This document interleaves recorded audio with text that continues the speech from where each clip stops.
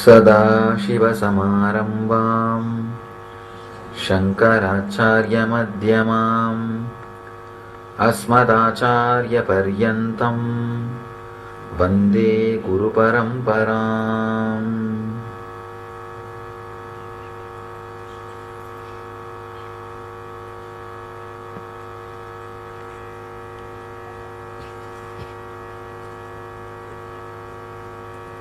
I welcome you all with my love and respects.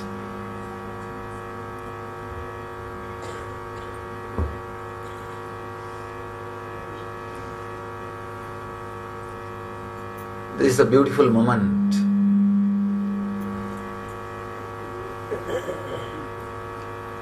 The auspicious Lingodbhava time, the time in which Mahadeva, Shiva, appeared in front of Vishnu and Brahma, gave darshan to both of them and removed their ego,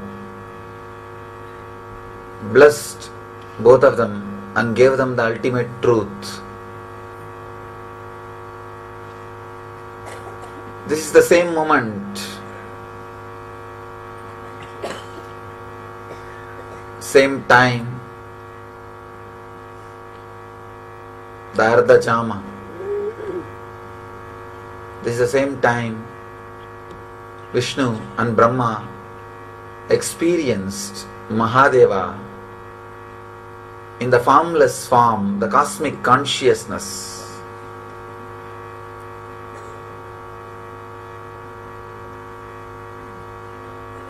As a light beam, the pure consciousness.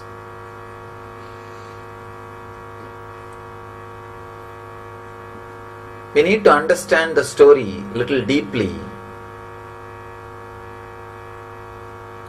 Brahma is the representation of intellect, Saraswati's husband.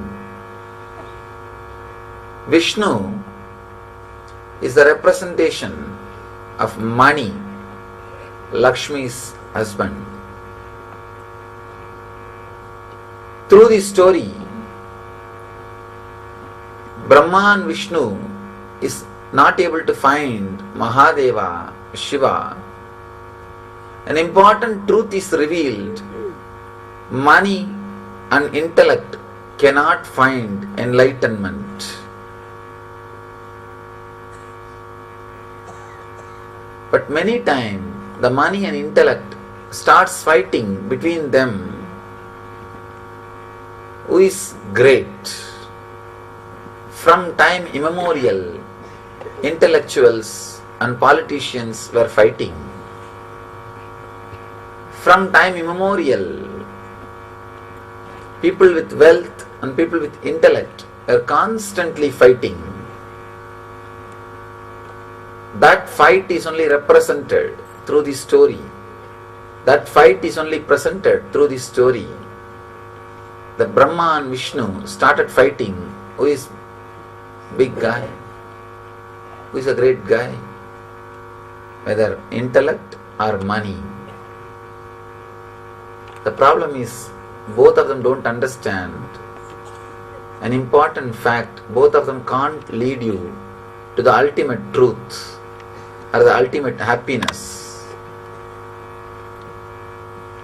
If you know the story of Brahma and Vishnu seeking the Shiva's feet and the head, you will understand what I am saying. It's a beautiful story with a tremendous metaphysical meaning in it.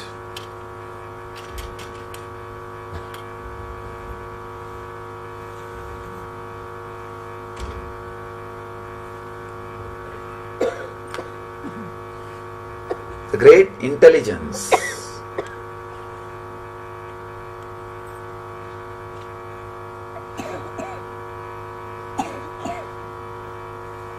we need to understand this story little deeply. Only then the true meaning of the story will be revealed to our being. The true meaning of the story will be understood. The story says Brahma and Vishnu were fighting with each other, trying to find who is big guy. Then suddenly Shiva appeared. Shiva said, any one of you try to find my feet or head. Whoever finds my feet or head will be declared as the greatest person. And Brahma tries to find the head. Vishnu tries to find the feet. Unfortunately, not only they were not able to find, they realized nobody can find. Vishnu, the moment he realized, he surrendered, and Shiva blessed him. Just because Vishnu surrendered, Shiva blessed him with enlightenment and the truth. Brahma, even though he was not able to find, does not want to surrender, doesn't want to agree that he can't find. So he tries to find some false witness, a flower which was in the Shiva's head. He tried to bring that flower as a witness. The flower was falling from Shiva's head for ages. And Brahma tried to catch that flower and made that flower as a duplicate witness, false witness. But Shiva knows the truth and he curses not only Brahma, the flower too. And finally Brahma realizes the truth and surrenders. Then the moment Brahma surrendered, Shiva reveals the truth to him also. Very beautiful story. The deep significance.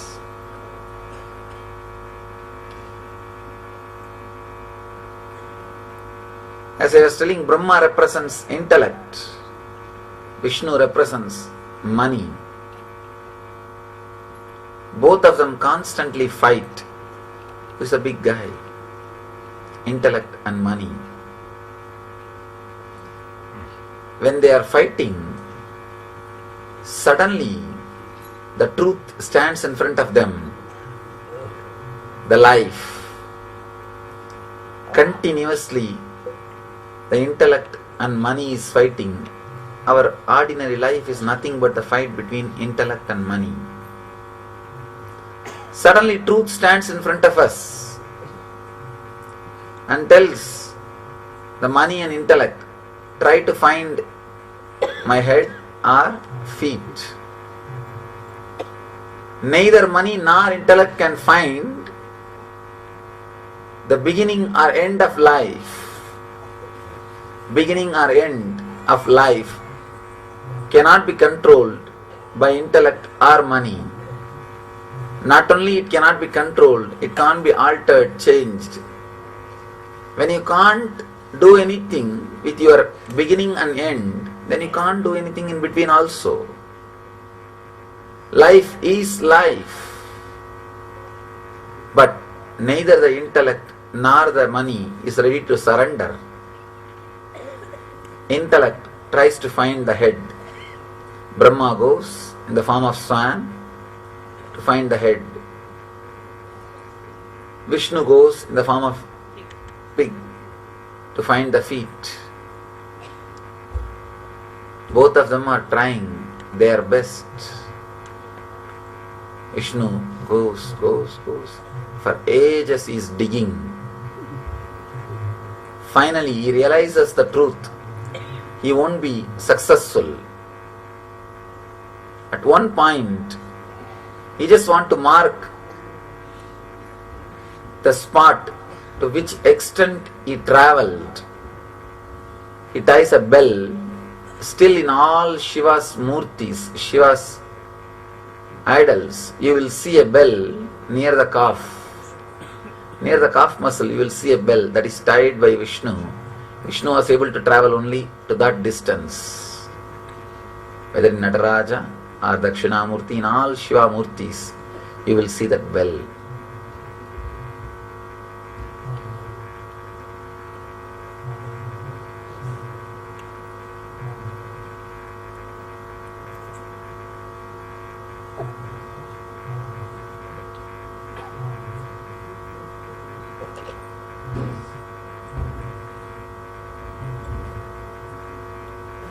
Vishnu tried, he understood, he realized he can't see, he can't achieve, he can't get the truth. One important thing, truth is revealed in this. When you run behind the money to achieve the eternal happiness, Nityananda, at one point you will realize the money can't give you that. That is what is meant by this line, by this story. Vishnu realizes he can't achieve, he can't find, he surrenders. If you travel, if you try to find through money, you will realize at one point it can't be achieved, you will surrender. The moment Vishnu surrendered, Shiva revealed the truth and gave him the ultimate experience. But Brahma, intellect, cannot surrender. That is the biggest problem. If you travel in the path of intellect and try to find the truth, not only you won't find, the big difficulty will be you will not be even having that humbleness to accept that you will not find or you have not found. You will not have that humbleness. You will not be able to surrender. You will not be able to relax. You will not be able to say that you have not found. Not only you won't be able to say you have not found, you will try to bring all false witnesses. Brahma, not only he was not able to find, he can't accept that he did not find. So he brings false witness, the flower which was near the head of Shiva and which was falling for ages. He actually caught the flower and asked, the Brahma asked that flower, "You are from where?" The flower says, "I am from the hair of Mahadeva, Shiva." Brahma asks, "How long you are traveling?" The flower said, "For 4 Brahma's age I am traveling. Still I have not reached even Mahadeva's face." Brahma understands he has only one age, means one kalpa. This flower is traveling for 4 kalpas. He understands he can't find, but he can't surrender. He catches that flower and says, "Why don't you come back and tell Shiva that I saw his head and I brought you from his head?" Flower says, "I don't have a problem. After all, I am going down. I can do a small favor for you." Understand, if you try to do something wrong, even for doing good to others, you are in trouble. Even for doing good to others, if you try to do anything adharmic, anything which is not right, you are in trouble. This flower thought, after all, Brahma is asking me a small favor. Why can't I do? He said, "Okay." And Brahma comes down and says, "I found your head and this is the witness." Shiva knows where he kept the flower. That is the biggest problem. Again and again this intellect thinks it can hide from enlightened being. It can do whatever it wants and it can escape. It can get away with it. Understand? Enlightened being is a person who played with his intellect. So you can't play with him with your intellect. But we always miss the game, thinking that we can play with him with our intellect. He played with his intellect itself. And how can he be caught by your intellect? No. You are playing with intellect, he played with the intellect itself. Brahma tried to play with his intellect to Mahadeva. Mahadeva straight away knows the truth. And he just says only one thing. Because you tried to play with your intellect, let you not be worshipped in the planet Earth. You are not worthy of worship. And he says to that flower, just because you told a lie, you have been a false witness, you will not be used anymore for my worship.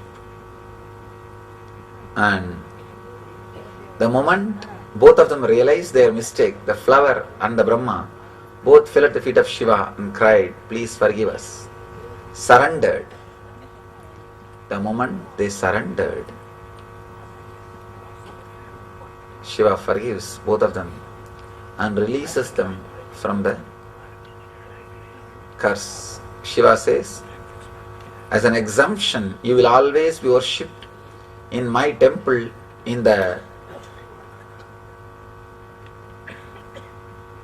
north side. In all Shiva temple, northern side, where the Tirtha, the holy water comes out, you will see Brahma's Murti standing there and continuously purifying himself by the Charanamrita, the holy water from Mahadeva's feet. In the same way, the flower was also blessed. Mahadeva says, you will not be used for worship, but as an exemption, one day on Shivaratri day you will be used for my worship. This is the very day Mahadeva expressed himself, appeared in front of Vishnu and Brahma and gave them enlightenment, the ultimate truth.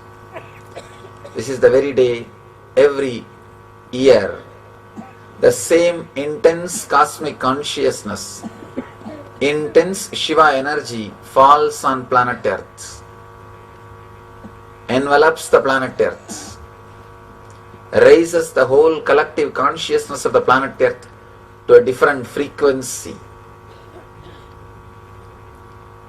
You are all blessed to spend this beautiful time in the energy field, in the presence of an enlightened being.